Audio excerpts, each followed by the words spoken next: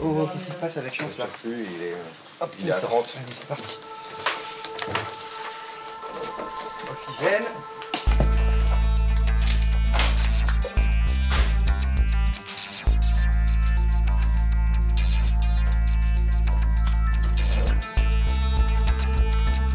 Branche un ECG, s'il te plaît.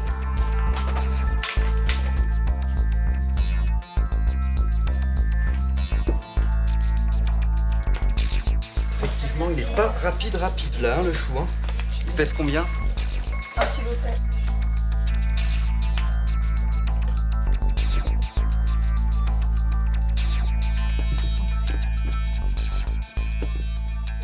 Voilà, on a un cœur qui reprend quelque chose.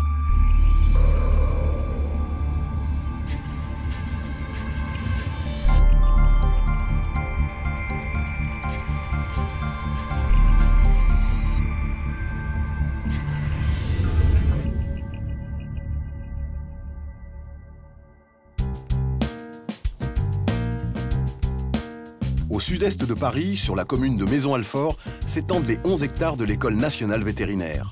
Créée en 1766, Alfort est l'une des 4 écoles françaises avec celles de Lyon, de Nantes et de Toulouse. Au cœur de ce domaine, le CHUVA, le Centre hospitalier universitaire vétérinaire d'Alfort. Un tout nouveau bâtiment de 3700 mètres carrés dédié aux petits animaux de compagnie et par lequel passeront tous les étudiants au cours de leurs années de formation. Cet hôpital flambant neuf dispose d'un service d'urgence ouvert 7 jours sur 7 et 24 heures sur 24, ainsi que d'une toute nouvelle entité, l'unité de soins intensifs dirigée par le docteur Françoise Roux. Bonjour.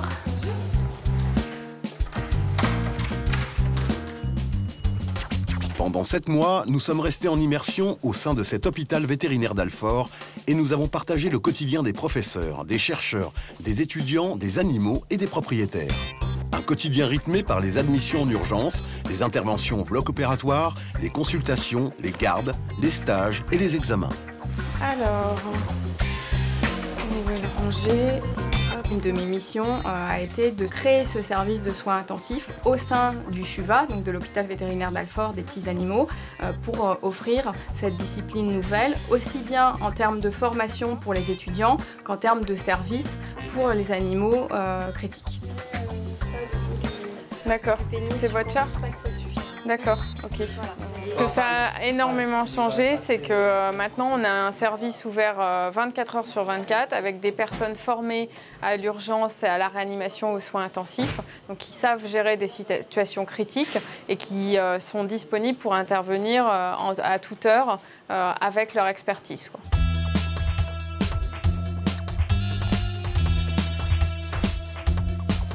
Il y a des moments où c'est quand même tendu dans le service. C'est toujours des animaux qui sont dans des états très mauvais, des animaux extrêmement critiques, et c'est forcément un challenge d'essayer de les maintenir en vie ou de les soigner complètement.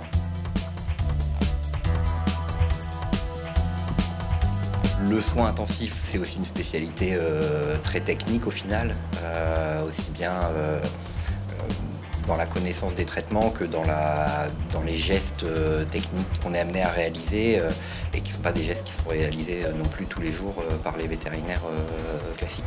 Fabienne, vous revenez ce soir? Allez vite vous coucher alors. Ouais, dans ces cas-là, vous avez le droit de partir à moins le quart et pas m'attendre. Non mais c'est pas grave, hein, d'accord. 8. D'accord, d'accord, ok. À ce soir, à tout à l'heure. Merci, à tout à l'heure. Là, ma puce. Là.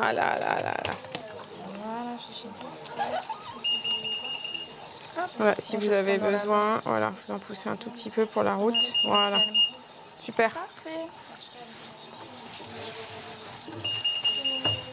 Comme tous les matins, Françoise commence son service par la ronde. Les internes et les étudiants qui ont effectué la garde de nuit lui présentent les cas des patients présents aux soins intensifs. Donc lui, on va l'envoyer en médecine. Je pense que c'est bon. Sauf s'il doit être sous surveillance ECG. Bon, on va peut-être le garder, d'accord? Alors, les propriétaires, là, vous les aviez vus hier? Oui, ils sont passés hier. Oui, il a l'air assez conscient. Il n'y a pas de trouble de la face, en fait. Non, j'avais juste un strabisme positionnel. D'accord. D'accord. On le retourne bien régulièrement et tout. Et il n'est pas hypertherme? Ben si, il est hypertherme, on lui met des pains de glace. D'accord, ok. Je pense qu'avec la polypnée, ça. D'accord, ouais, ok. Quoi. Ah oui. D'accord, faut bien le refroidir, hein. Ouais, c'est important. D'accord.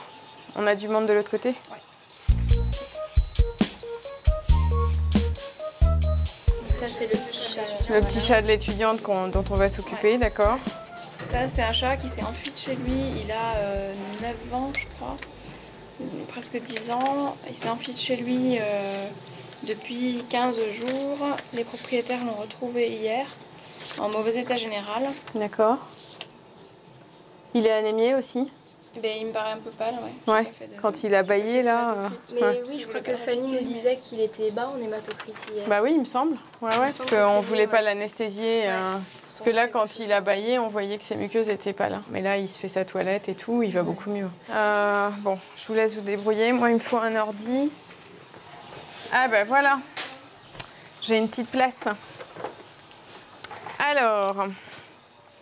Hier soir, il n'y a pas eu trop d'urgence, donc on n'a pas de patients très critiques. Donc ça, c'est bien. On a beaucoup de patients en attente d'intervention chirurgicale, parce que pareil, le bloc est assez chargé suite au long week-end. Ce matin, moi, je m'occupe des soins intensifs et Benjamin s'occupe des urgences. Donc là, je suis en train de faire les transferts. Donc on met à jour les dossiers avant de les transférer vers les autres services. Pendant que Françoise procède au dispatch des animaux vers les 12 blocs opératoires, Benjamin, chargé de consultations aux urgences et soins intensifs, appelle la propriétaire de Roméo, un chat Maine Coon de 2 ans, hospitalisé après une chute du 2e étage. Et c'est la 2e fois que Roméo tombe de la fenêtre. Ce qu'on voit aujourd'hui, c'est qu'il y a une fracture et une luxation au niveau des vertèbres lombaires, mais on ne peut pas être sûr qu'il n'y ait pas de hernie discale associée plus haut. Et ça, c'est quelque chose qu'on ne verrait pas à la radio. Alors, ce qu'on pense qu'il serait le mieux de faire, c'est de l'opérer aujourd'hui de son thorax et de sa colonne, en commençant par le thorax. Et c'est vrai que quitte à l'endormir une fois pour lui ouvrir son thorax, autant faire la colonne en même temps.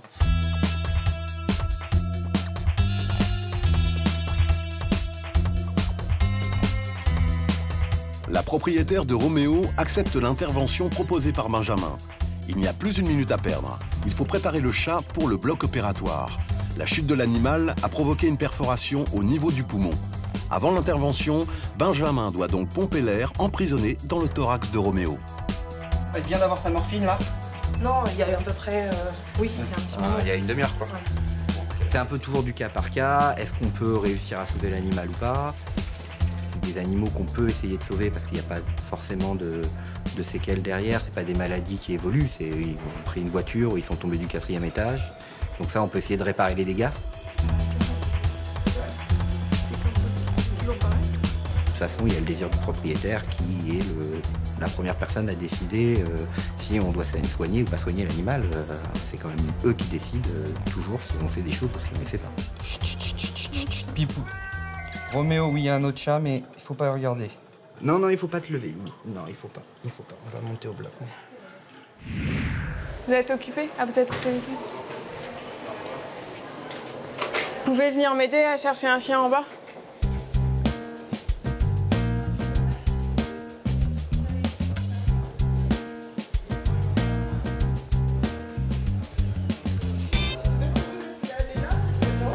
Bonjour. C'est vous qui nous avez appelés? Qu'est-ce qu'il a votre chien, monsieur? Mon chien, il est pris des reins de derrière, c'est plus marqué. Il fait 2-3 mètres, puis il tombe à chaque fois. Et c'est un mélange de Longbert et de... Non, qui tire sur le Longbert, c'est un mélange de Bouvier bernois et berger belge. D'accord, donc il est très lourd. Il fait 40 kilos à peu près? Oh, il fait 50 kilos. D'accord. Bon, le plus apporté aux soins intensifs, c'est donc cette prise en charge un peu plus poussée d'animaux qui finalement sont dans un état critique et s'ils ne bénéficiaient pas de ce type de structure, pourraient décéder plus rapidement. J'ai dit tiens, j'aime bien maintenant, ça m'embête de savoir s'il faut le piquer ou pas. D'accord, on va regarder. C'est ça qui m'embête parce que c'est mon petit copain. Bah, je comprends. D'accord. Ouais. D'accord. Puis moi j'ai 92 ans. C'est vrai? Oui. Ah bah, dis donc. Moi, je mets comme à 92 ans. On ne fait pas des miracles. Il y a des conditions pour lesquelles on va se battre pour l'animal aux soins intensifs et l'animal va décéder quand même. Il ne faut pas être pessimiste, mais les services de soins intensifs, c'est comme en réanimation à l'hôpital, c'est quand même les services où il y a le plus de décès, malheureusement, parce qu'on a les patients les plus critiques. Allez le chercher parce qu'on vous attend là, d'accord? Merci.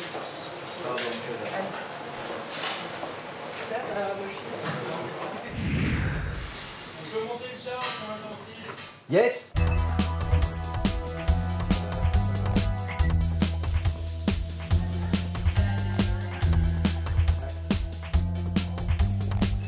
Je me suis un peu passionné pour l'anesthésie et l'urgence réanimation. C'est plein d'adrénaline et d'excitation. Et ça m'a ouvert les portes, donc après, au poste d'assistant à Maisons-Alfort l'année dernière.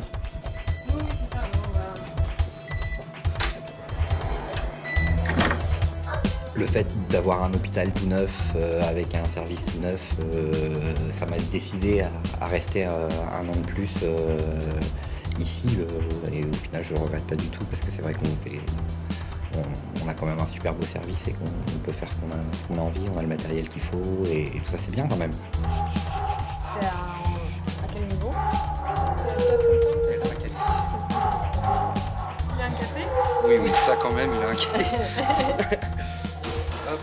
Merci. Il a eu de la morphine à 13h, il a eu 0,2 à 13h. Ok, il a reçu. Voilà. Et pour fonctionner à 14, donc maintenant... Et tu vois, au niveau respiratoire, il n'est pas catastrophique hein, pour tout l'air qu'on lui sort. Donc je pense que son pneumo, c'est de la bronche, quoi. Et il se remplit, il se vide à chaque respi, quoi. Mais qu'il n'est pas vraiment sous tension. Voilà, c'est ton client. Bon, bah, merci. Hein. Ils vont l'amener, je pense, juste au quai, là. Je sais pas si c'est ça, son camping-car. Alors, c'est lui le pépère? Il peut se bouger ou pas? Il faut faire un système pour faire une muselière. Ah, bah non, il a que marché. Et sur ses pattes avant, il tient? Ouais. Il faut une muselière? Bah, faudrait faire un système quand même, puis quand il connaît pas les gens, faudrait faire un système. Parce que sinon, faut juste qu'on lui porte l'arrière-train, non? Bah, il veut pas, même nous, il rouspète. Parce que ça, peut-être que ça, il fait mal. Voilà, donc on va chercher ça. Parce que là, sur le brancard, c'est pas la peine, hein, il va jamais rester dessus. Hein. Bon, on va chercher ce qu'il faut. Viens, pépère, viens. Viens, le gros chien pépère. Viens, le gros chien pépère. Alors, je veux dire, ma femme m'a dit qu'il faut le faire piquer, mais moi, j'y tiens pas. Alors, s'il y a vraiment il n'y a pas de solution, on sera obligé. Maintenant, j'ai dit ici, peut-être que ça peut servir pour savoir de laisser son corps ici, pour les étudiants qui puissent étudier qu'est-ce qu'il avait et c'est ça. Moi, je prends Doudou. Oh là là là là là. Oh, parce que des chiens, j'en ai jusqu'à 35 à leur peau. Bon. Bon, ça y est, on est paré? Oui, Vous oui. glissez la serviette entre les pattes avant et les pattes arrière. Ah, bien. Vous le conduisez devant, puis nous, on le porte. Voilà. D'accord? Bon, viens, vol, viens, Pépère. Allez, viens.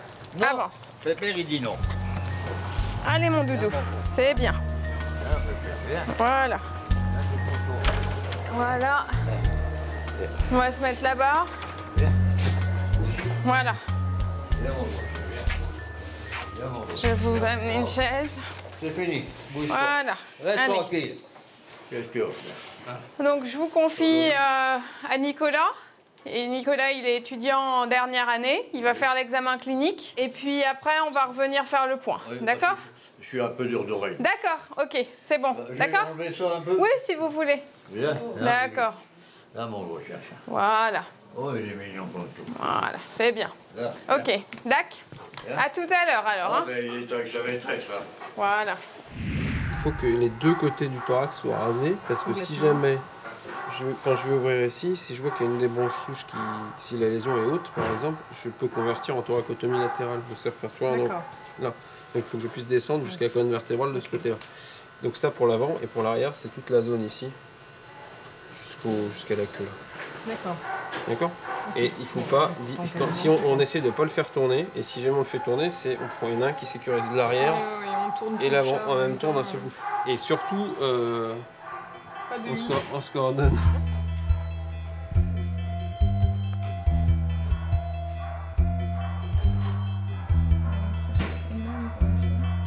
On est prestataire de service, on est là au service des propriétaires et de leur animal, mais c'est toujours eux qui décident de toute façon de ce qu'on fait. Et après, on est évidemment, on peut pas tout faire sur tous les animaux et c'est normal. Ça reste quand même des chiens et des chats.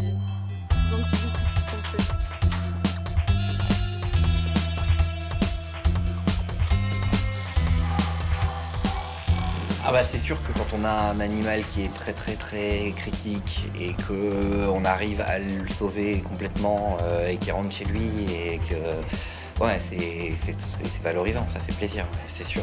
C'est parce que les gens sont contents, nous on a le sentiment d'avoir bien travaillé et puis bah, surtout quand c'était pas gagné dès le début, ouais ça c'est assez sympa.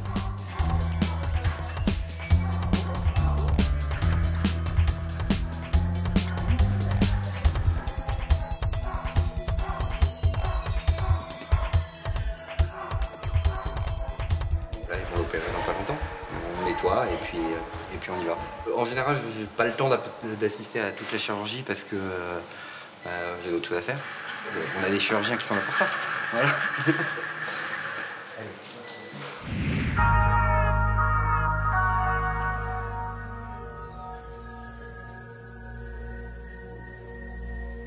Pendant ce temps, au rez-de-chaussée du tout nouvel hôpital vétérinaire d'Alfort, les consultations s'enchaînent. Assurées par des élèves de 3e et 4e année, les consultations se déroulent par spécialité et sur rendez-vous.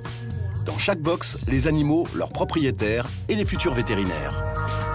Reconnaissables à leur blouse verte, les étudiants de 4e année établissent un bilan clinique pour chacun des cas avant de le soumettre au professeur.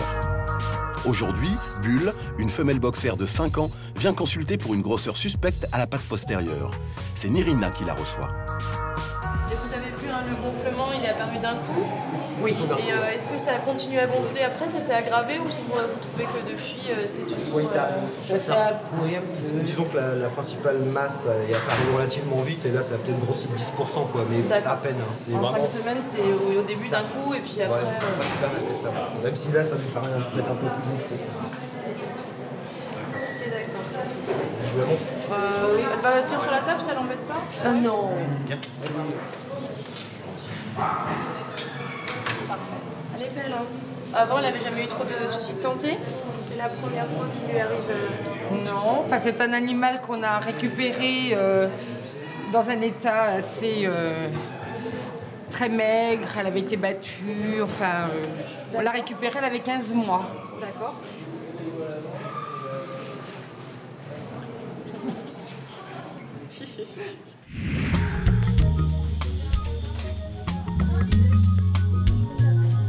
Océane Golden Retriever. Au premier étage, dans les salles de l'unité de soins intensifs, l'équipe de Françoise termine les transferts des animaux vers les blocs opératoires et les structures d'hospitalisation.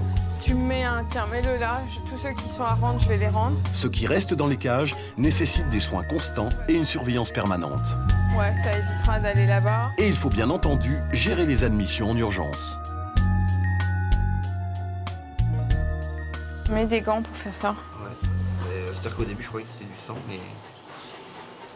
Bon, bah, de toute façon, il faudra sûrement explorer. Il faut le garder, antibio intraveineuse, éventuellement perfusion en fonction de l'état. Une radio pour voir s'il y a une atteinte osseuse. Voilà.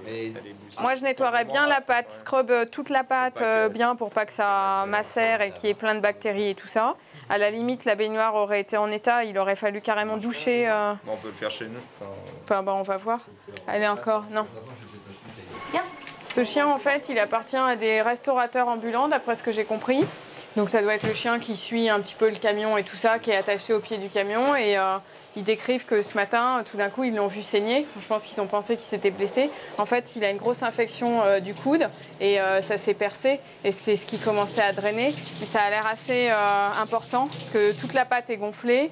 La peau en région du thorax et même de l'abdomen commence aussi à être un petit peu gonflé. Donc bon, faut craindre des problèmes de peau, voire plus, peut-être une infection de l'articulation également. Donc on va voir. Un Kafka, il a l'air un peu abattu quand même. Hein. Il a de la fièvre ou pas?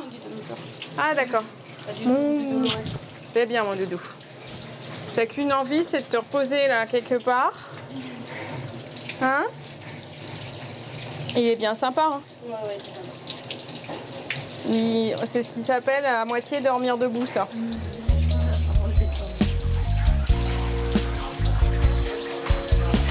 Alors regarde, ça s'étend jusqu'au fond en fait.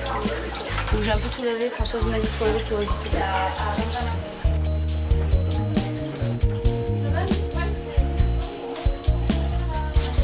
Allez, hop, au dodo. Avance. Avance, voilà. En attendant d'effectuer une batterie d'examens pour connaître l'origine de l'infection, Françoise installe le dog argentin dans une cage de l'unité de soins intensifs. Fais dodo. Fais dodo. Allez. Entre les admissions en urgence, les animaux en post-opératoire et les cas critiques qui nécessitent un monitoring constant, le service de Françoise ne désemplit pas. Sans oublier son rôle d'enseignante lors des consultations. Bon, c'est bien. Ok, on y va? Ouais.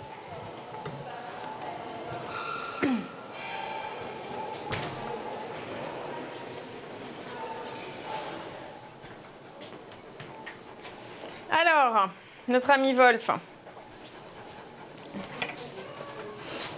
Je vous écoute, Nicolas. Alors, donc, Wolf, c'est un chien croisé de 8 ans qui a une hémiplégie postérieure depuis le mois de mars et qui est sous traitement corticoïde. D'accord. Il n'y a pas eu d'exploration, enfin, il n'y a pas eu de radio. De fait, il n'a pas d'antécédent pathologique particulier et depuis 3 jours, là, il prend plus ses traitements corticoïdes. Pourquoi il ne les prend plus? Parce que c'était fini. Ah d'accord. Comme on est venu sur Paris pour un enterrement, d'accord, on n'a ok. pas fait leur demande à la pharmacie. D'accord, d'accord, ok. Très bien, j'ai compris. Et je vous dis maintenant, s'il faut, on vous le laisse pour faire des études dessus. D'accord. On va voir ça, monsieur. On le laisse finir et on fait le point. Au cœur, mais ouais. faut pas qu'il souffre comme ça. Ouais, je comprends, je comprends. D'accord. On va en rediscuter ensemble, d'accord? Oui. Donc, au niveau de l'examen clinique, il a une fréquence cardiaque normale. D'accord. Et sinon, il a un réflexe patellaire normal. D'accord. Et rien d'autre au niveau de l'examen clinique. Et la sensibilité profonde? Je ne l'ai pas testé, la sensibilité. D'accord. Ok. Ça t'énerve, hein? Déjà, il a de la sensibilité superficielle. Ouais. Donc, il va avoir de la profonde. Donc, bon, c'est assez grave, hein, comme vous pouvez vous en rendre compte, parce que... À mon avis, c'est les pieds de la hanche et tout ça. C'est surtout au niveau de la colonne vertébrale, en fait. Ouais, la moelle épinière. Donc, pour voir un petit peu mieux ce qui se passe, il faudrait faire des examens sous anesthésie. Ouais, voilà. Bon, c'est vrai que c'est... J'ai 560 € par mois pour vivre. Je suis ici pour savoir si je le faisais piquer ou pas. D'accord. Bah, c'est raisonnable de le faire piquer parce que on peut pas le maintenir dans cet état. Encore un petit caniche, on peut le soulever et tout ça, mais un chien comme ça, il s'abîme toutes les pattes, il peut plus se déplacer. Vous allez rester avec lui, monsieur, ou vous préférez pas voir? Ça ne changera rien. Mais si vous, ça vous perturbe... Non, non, non. J'en ai vu d'autres. Ouais, bon, d'accord. Ok. Parce que j'ai plusieurs fois manqué de mourir, alors c'est pas aujourd'hui, ça va changer. On va chercher ce qu'il faut. Voilà, bien fait. Allez, la maîtresse. Tiens, Muriel. Prends ça. Voilà.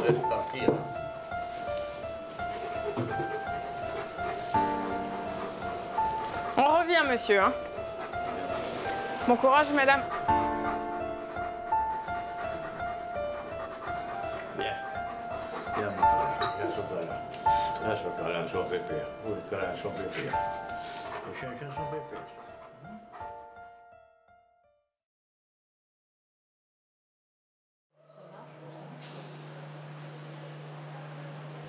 Donc c'est Abel, dit Bubule. Pourquoi? C'est une boxer femelle stérilisée de 5 ans. Elle est présentée, elle avait été déjà présentée aux urgences donc hier pour une masse au tarse droit avec une boiterie avec appui franche qui dure depuis 5 semaines.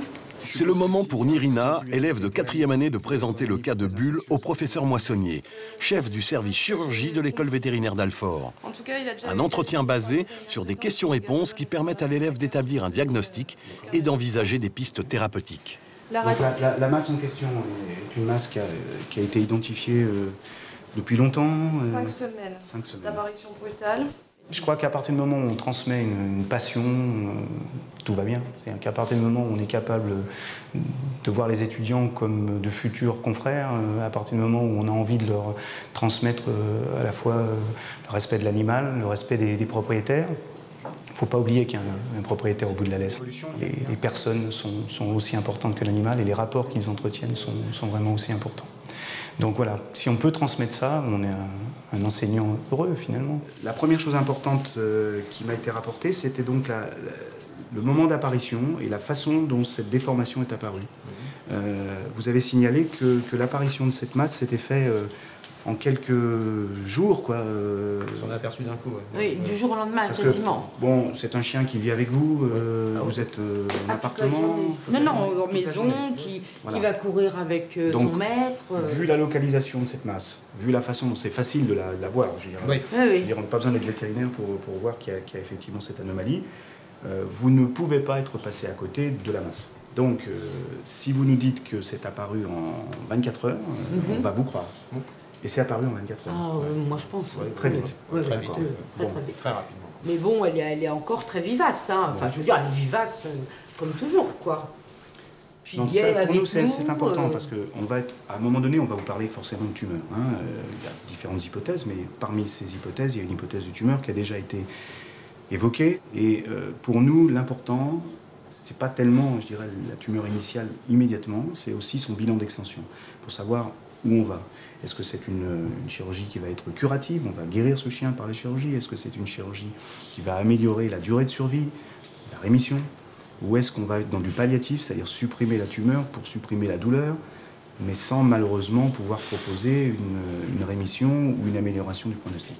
C'est vous qui allez choisir. Nous, on est là pour vous proposer un certain nombre de choses, c'est vous qui allez choisir. Mais pour ça, il faut que vous ayez complètement suivi la démarche et là où on veut éventuellement vous conduire dans les différents traitements. Hein, d'accord? Bon. On propose au propriétaire ce qui est faisable. Et ensuite, à un moment donné, il y a un choix qu'il doit faire pour de multiples raisons. Donc, ça peut être l'aspect financier, ça peut être la vision qu'ils ont de la chirurgie ou la vision qu'ils ont de leur animal à proprement parler. Certains vont dire, ben non, un animal, ça ne s'opère pas. Et en l'occurrence, on n'a rien à rajouter. Je veux dire, on n'a pas non plus à débattre de leur envie ou non de faire opérer leur animal. Je crois que notre rôle, il se limite à leur proposer des solutions lorsqu'elles existent et d'éclairer ces solutions du jour de la réalité. C'est-à-dire en quoi ça va changer la vie de leur animal, en quoi ça va changer leur vie à eux, propriétaires de l'animal. Le bloc opératoire d'aujourd'hui est organisé la veille. C'est-à-dire que sauf urgence, c'est-à-dire qu'un animal qui arrive avec une fracture aiguë ou une paralysie ou une plaie dramatique, bien sûr, il va passer aux urgences. Là, malheureusement, on ne peut pas le considérer comme une urgence vraie. On est dans une procédure. Mais par contre, j'ai de la place demain.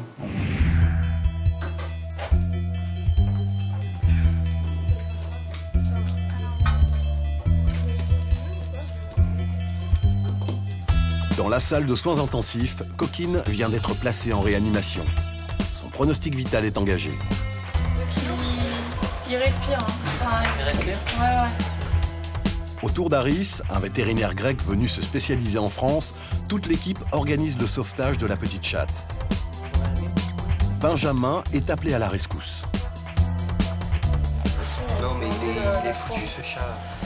Il est là, enfin, il est en train de souffrir quoi. Donc il faut qu'on... Je vais appeler la propriétaire, j'ai son répondeur. C'est juste que c'est catastrophique et qu'on n'arrivera jamais à rien faire. Ouais. Alors, pousse-lui de la morphine.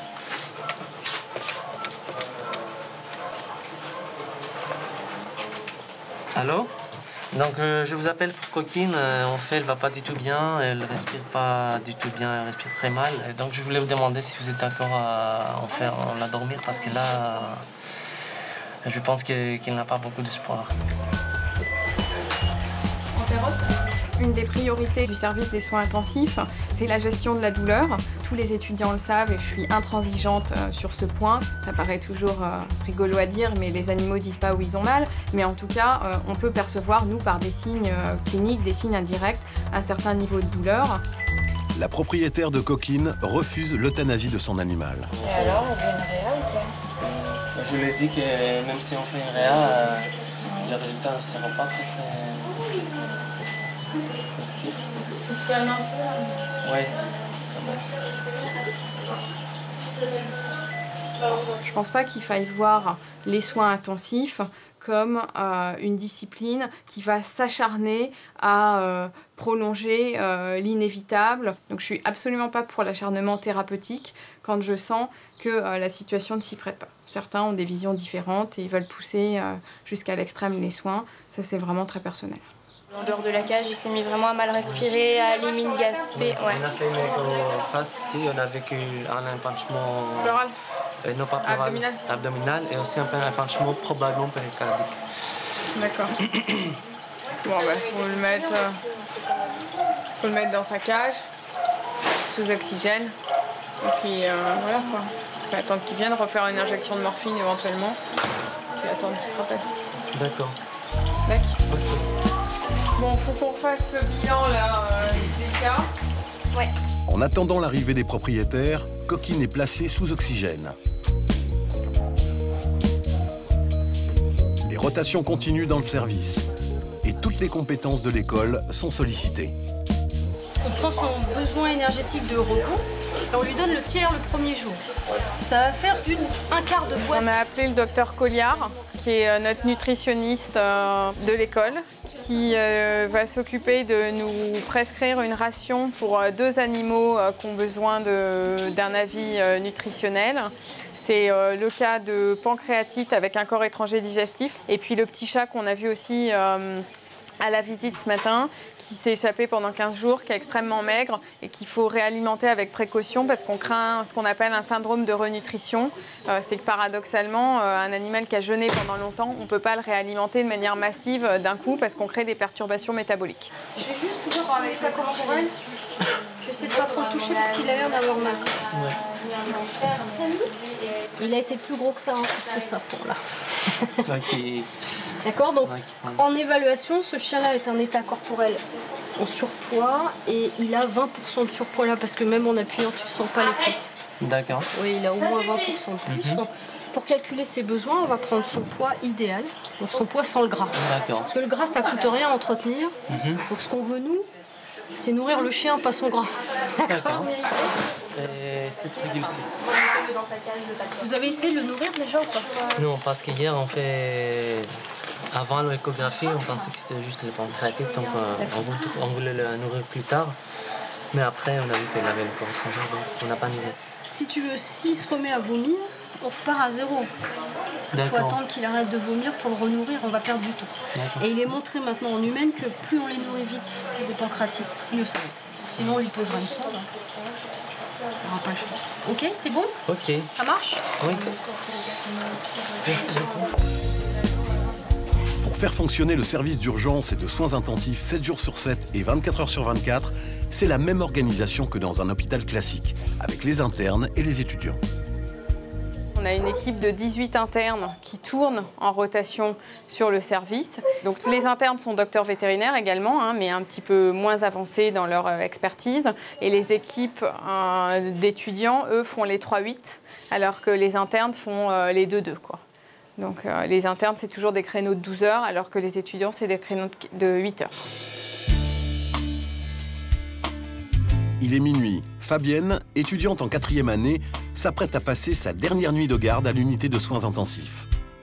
Un passage obligé pour les 110 futurs vétérinaires de sa promotion. C'est parti pour 8 heures de travail. Bah oui, regarde, toutes les caches sont pleines. Ouais. Elle va bien, Océane? Pas extraordinairement bien. Elle va pas bien? Je sais pas, elle est comme ça. Je sais pas, je l'avais pas vue avant, mais... Océane!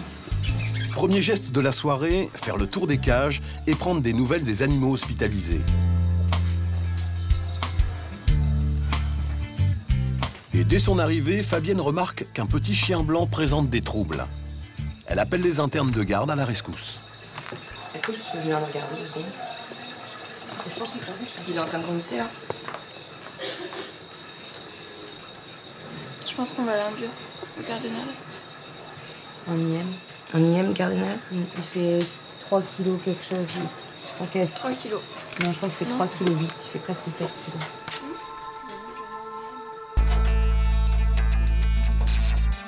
Fabienne part chercher le produit à la pharmacie pour préparer l'injection.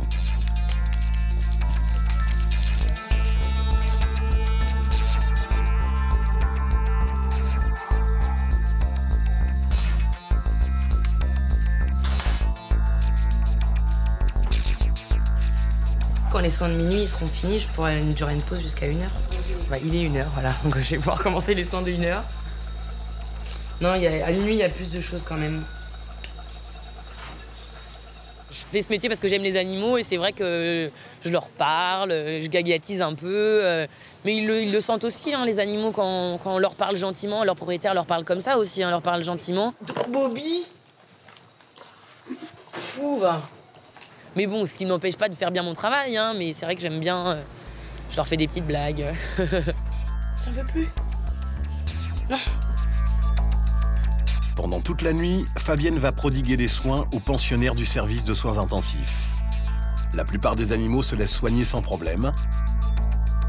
D'autres peuvent se révéler beaucoup plus dangereux. Excuse-moi, Lolo.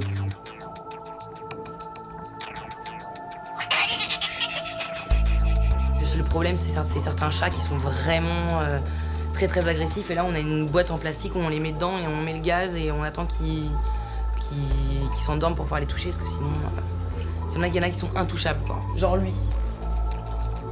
Tout à l'heure, on va lui faire une prise de sang, je sais pas quoi, on va devoir s'y mettre à plusieurs. Des grands moyens.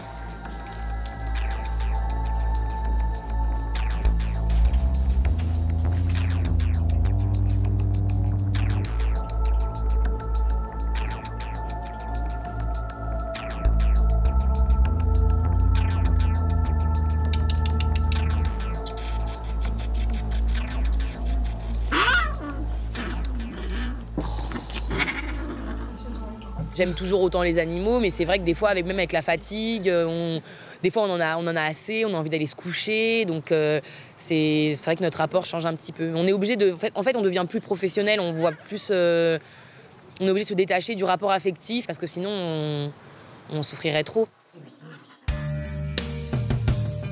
La dernière garde de Fabienne se termine dans quelques heures. Une garde relativement calme, avec très peu d'admissions en urgence.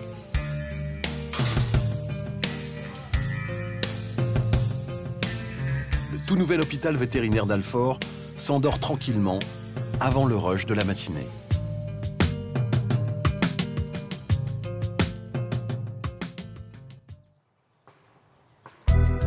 À la première heure, Bulle et son propriétaire sont de retour à l'école vétérinaire d'Alfort. Pour connaître la nature de la grosseur à la patte de la chienne, il faut effectuer un prélèvement en bloc opératoire. Écoutez, c'est très bien, je vais aller la porter au bloc. Et je vous laisse patienter un instant, je vais vous rendre toutes ces petites affaires pour pas que ça soit perdu. Vous lui sortez, vous lui enlevez ça? Ouais, je vais tout lui enlever puis je vais mettre un petit lien. Et voilà, donc comme on a dit hier, si elle passe aujourd'hui, en début de matinée, on vous appelle et puis elle peut sortir ce soir. Suivant, je peux pas trop vous dire. Donc, en tout cas, je vous passe un coup de fil, quoi qu'il arrive, juste quand elle commence à se réveiller à la fin de la chirurgie.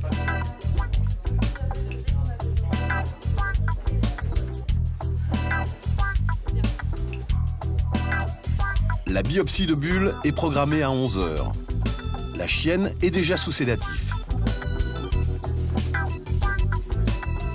Nirina et toute l'équipe de chirurgie du professeur Moissonnier terminent leur préparation pour l'intervention.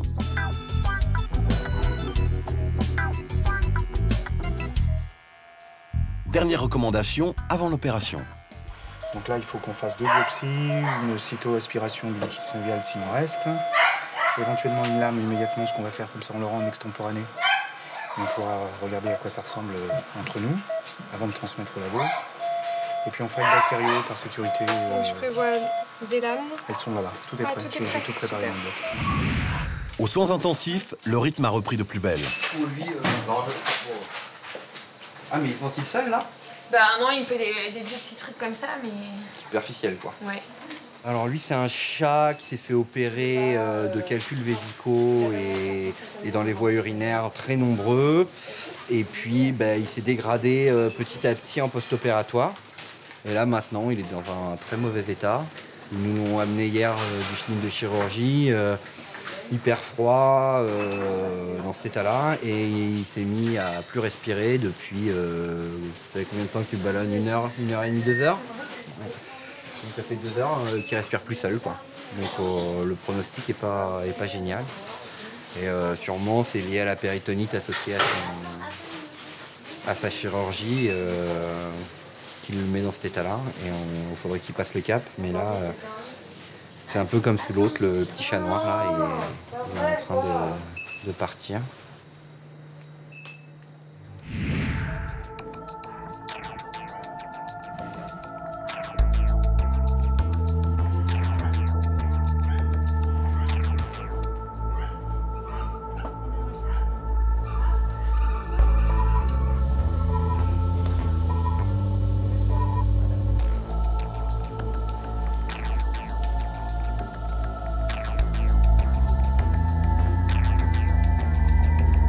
Prélever à différents endroits, sur les 2 faces. On va également récupérer ce qui doit rester un peu de liquide synovial.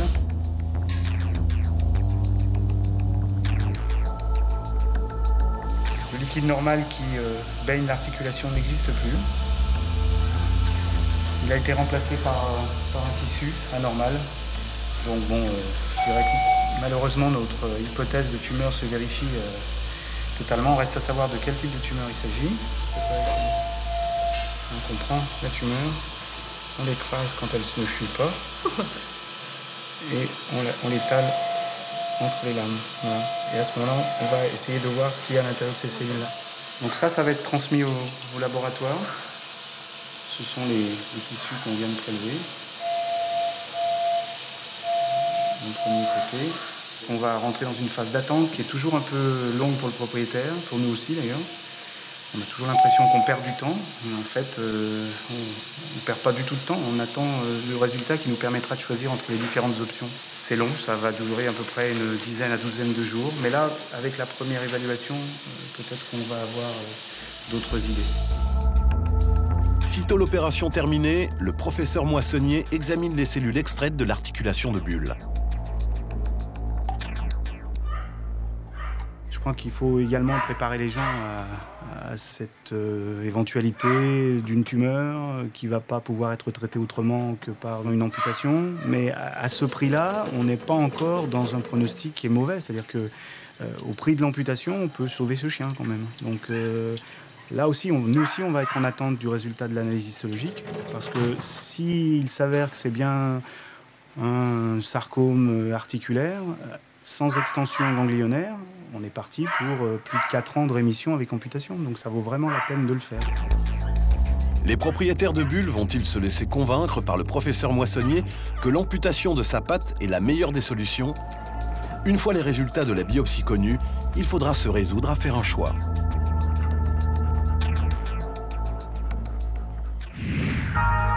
Bonjour. Bonjour monsieur.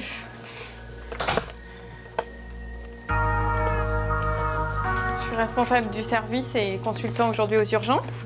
Donc Anna va me présenter le cas et puis on va discuter ensemble. Alors, Anna. Donc en conclusion de l'examen clinique, on a un chien qui présente donc de la diarrhée, des vomissements avec des traces de sang. Je pense qu'on peut savoir de ressembler à des vomissements. Un passif d'allergie et une douleur au niveau de la palpation abdominale caudale. Moi, j'ai pas tellement senti. Elle n'est pas déshydratée, elle n'est pas hypertherme, elle a 38,5 de température. Et la diarrhée, c'est d'apparition aiguë. Alors la diarrhée, ça a été dans la nuit, je l'ai découvert ce matin. Ouais. Mais, par contre, après, je sais pas, je suppose les vomissements, ça a été dans la matinée. Qu'est-ce qu'on va faire? une prise de sang, une biochimie pour exclure l'insuffisance rénale. Ça me paraît prudent. Et sinon, un traitement. Ben, on va voir. Si les analyses sont normales, on va faire un traitement qu'on appelle symptomatique. Ouais. Hein, on va faire une injection pour calmer le tube digestif. On va vous donner des choses à lui donner pour plâtrer un peu le tube digestif. Vous allez la surveiller de près. Si ça va mieux, ben, très bien. Si ça ne va pas mieux, il faut revenir. Et là, on ferait une échographie, des choses comme ça. On ne va pas tout de suite faire beaucoup de tests parce que c'est aussi assez onéreux pour vous. Donc, bon, dans un premier temps... bon, voilà. Mais la prise de sang, je pense que c'est important, vu son passif d'insuffisance rénale, si vous êtes d'accord, pour qu'on exclue ça, parce que ça, c'est quelque chose de grave qui demande une hospitalisation. Quoi. Oui. On commence par ça? Oui. D'accord, donc on vous l'emmène juste pour faire la prise de sang. Oui. On vous demande de patienter un petit peu en salle d'attente. Je sais que c'est assez long. Patienter ici, c'est un maître mot. Oui, Et puis, on vous la ramène. Et puis, on attend les analyses et on refait le point ensemble. D'accord. Pour effectuer la prise de sang, Françoise emporte Ulan, le bichon maltais, jusqu'à la salle de soins intensifs. Kafka, il a fait cacamou, là. Chaque cas qui arrive est une occasion pour les étudiants de pratiquer sous le regard des vétérinaires enseignants. Vous faites la compression vous-même? Ouais, d'accord.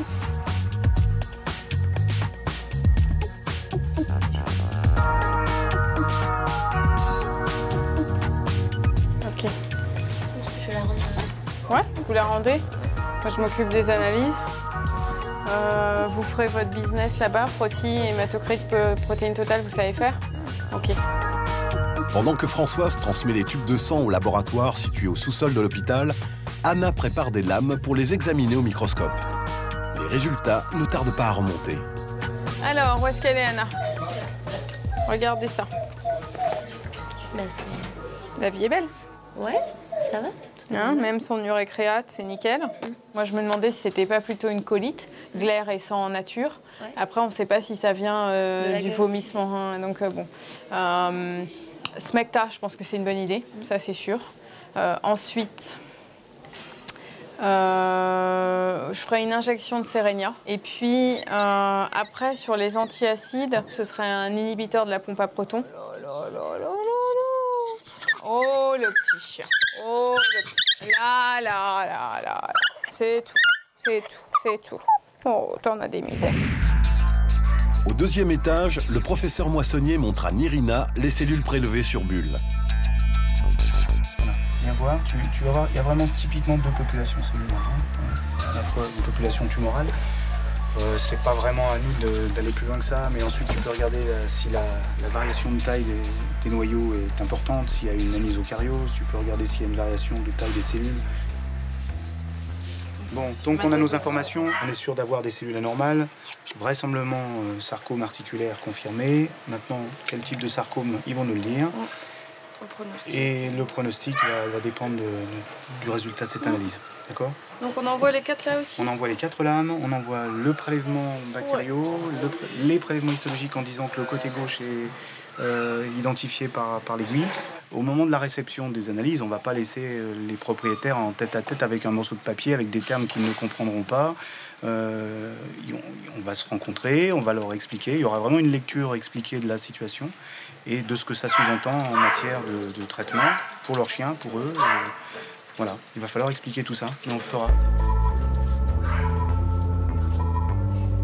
Je me suis fait mordre vendredi par un chat, donc anorexique depuis 15 jours. Je pensais qu'il était pas bien, donc je l'ai attrapé par la peau du cou avec la main droite et j'avais ma main gauche un peu trop près et il m'a sauté dessus. Donc dès le début, j'ai senti quand même que c'était assez profond et en 2 heures, ça a gonflé, ça m'a fait mal. Donc j'ai appelé la clinique de la main, ils m'ont dit de venir et je pensais qu'ils allaient juste me donner des antibiotiques et en fait, allez, on va au bloc. Bon, bah ça a l'air d'aller là. Oui. Je viens d'y retourner ce matin pour changer le pansement. Ouais. J'y retourne encore mercredi voir la chirurgienne. D'accord. Mais c'est rien. D'accord, c'est la main gauche, heureusement. Oui, ça va. Ouais. Les morsures de chat, il faut toujours faire très attention parce qu'en fait, quand ils rentrent dans les chairs, ça va très profondément.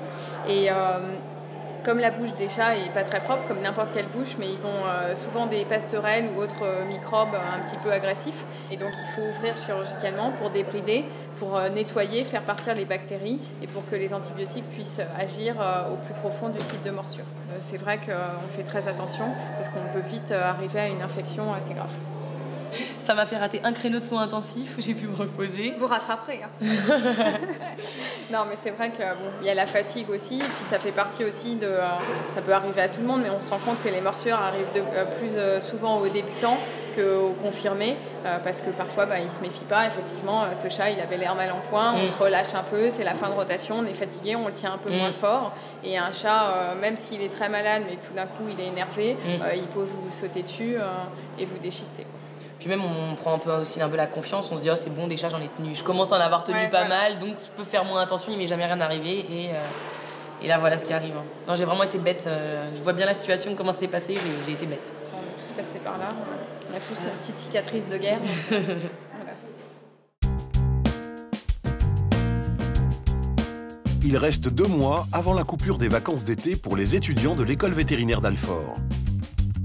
Fabienne effectuera ses dernières vacations aux consultations de chirurgie. Le professeur Moissonnier réussira-t-il à convaincre les propriétaires de bulles que l'amputation est la meilleure des solutions pour une survie à long terme du boxeur? Nous découvrirons Delphine, une jeune vétérinaire de l'unité de médecine de l'élevage et du sport, ainsi que son patron, le professeur Grandjean, également colonel des sapeurs-pompiers de Paris, en charge de la formation et de l'entraînement des chiens de secours et de recherche de la brigade du Fort de la Briche à Saint-Denis. Enfin, nous suivrons la fin de la première année d'existence de l'unité de soins intensifs avec Benjamin, Françoise, Lise et tous les étudiants qui passeront par ce service.